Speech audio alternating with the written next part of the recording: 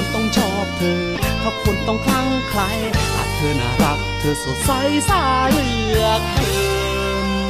แต่ถ้าเขาไม่รักพี่จะได้ไหมถ้าเขาไม่สนใจพี่นะคนดีหมดตัวหมดใจรักเธอไปแล้วต้องขอโทษทีอย่าทำเป็นไม่รู้ไม่ชี้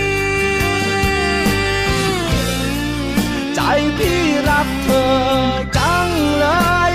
หากทำเป็นไม่รู้ไม่ชี้ใจพี่คงเจ็บใจ